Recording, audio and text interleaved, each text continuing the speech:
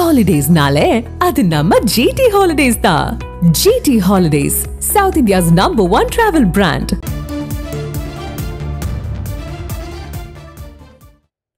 தென்மேற்கு வங்கக்கடல் பகுதிகளில் காற்றழுத்த தாழ்வு பகுதி உருவாகி இருப்பதாக வானிலை ஆய்வு மையம் தகவல் தெரிவித்திருக்கிறது. இது பற்றிய கூடுதல் விவரங்களை கேட்டு பெறுவோம். எமது செய்தியாளர் தாயுமானவன் இணைகிறார். தாயுமானவன், இந்த தென்மேற்கு வங்கக்கடல் பகுதிகளில் காற்றழுத்த தாழ்வு பகுதி உருவாகி இருப்பதாக வானிலை ஆய்வு மையம் தெரிவித்திருக்கிறது. இதனால எந்தெந்த மாவட்டங்களுக்கு மழைக்கான எச்சரிக்கை விடுக்கப்பட்டிருக்கு?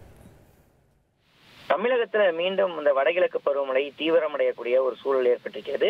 தென்னிலங்கை மற்றும் அதனை ஒட்டிய தென்மேற்கு வங்கக்கடல் பகுதியில் நிலவிய வளிமண்டல மேலடுக்கு சுழற்சியின் காரணமாக இன்று காலை 8:30 மணி அளவுல இலங்கை கடலோர பகுதிகளுக்கு அப்பால் தென்மேற்கு வங்கக்கடல் பகுதியில ஒரு குறைந்த காற்றழுத்த தாழ்வு பகுதி என்பது உருவாகி இருக்கிறது. இது அடுத்த 24 மணி நேரத்தில் மேற்கு வடமேற்கு திசையில மெதுவாக நகரக்கூடும் என கணிக்கப்பட்டிருக்கிறது. இதன் காரணமாக பார்த்தோம் என்றால் இன்றைய தினம் தமிழகம் மற்றும் புதுவை மற்றும் காரைக்கால் பகுதிகளில் இடி மின்னலுடன் கூடிய லேசான முதல் மிதமான மழை பெய்யக்கூடும் என்றும், டெல்டா மாவட்டங்களான மயிலாடுதுறை, திருவாரூர், நாகை மாவட்டங்கள்ல ஓரிரு இடங்களிலும் காரைக்காலிலும் கனமழை பெய்ய வாய்ப்பு இருப்பதா வானிலை ஆய்வு மையம் தகவலை வெளியிட்டிருக்கிறாங்க. இதேபோல் நாளைய தினமும் தமிழகத்தில் பல்வேறு மாவட்டங்களுக்கு மழைக்கு வாய்ப்பு இருப்பதாகவும், கடலூர், மயிலாடுதுறை, திருவாரூர், நாகை, காரைக்கால் ஆகிய மாவட்டங்கள்ல கன முதல் மிக கனமழையும், தஞ்சாவூர், புதுக்கோட்டை, சிவகங்கை, ராமநாதபுரம், விழுப்புரம் ஆகிய மாவட்டங்கள் மற்றும் புதுவையில கனமழை பெய்ய வாய்ப்பு இருப்பதா வானிலை ஆய்வு மையம் தகவலை வெளியிட்டிருக்கிறாங்க.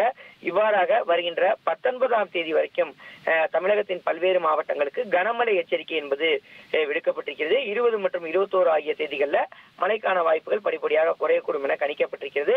சென்னை மற்றும் புறநகர் பகுதிகளை பொறுத்தமட்டில் இன்றைய தினம் வானம் மேகமூட்டத்தோடு காணப்படும் என்றும், நகரில் ஒரு சில பகுதிகளில் மிதமான மழை பெய்ய லேசான முதல் மிதமான மழை பெய்ய வாய்ப்பு இருப்பதாகவும், அதிகபட்ச வெப்பநிலை 32 அல்லது குறைந்தபட்ச வெப்பநிலை 26 டிகிரி செல்சியஸை ஒட்டி இருக்கக்கூடும் என கணிக்கப்பட்டிருக்கிறது. மீனவர்களுக்கான எச்சரிக்கையை பொறுத்தமட்டில் இன்றில் இருந்து வருகின்ற 17ஆம் தேதி வரை தமிழக கடலோர பகுதிகள், மன்னார் வளைகுடா மற்றும் குமரிக்கடல் பகுதிகளில் சூறாவளி காற்று மணிக்கு 35 முதல் 45 கிலோமீட்டர் வேகத்திலும் இடையிடையே 55 கிலோமீட்டர் வேகத்திலும் வீசக்கூடும் என்பதால மீனவர்கள் குறிப்பிட்ட இந்த பகுதிகளுக்கு மீன்பிடிக்க செல்ல வேண்டாம் என வானிலை ஆய்வு மையத்தால அறிவுறுத்தப்பட்டிருக்கிறாங்க.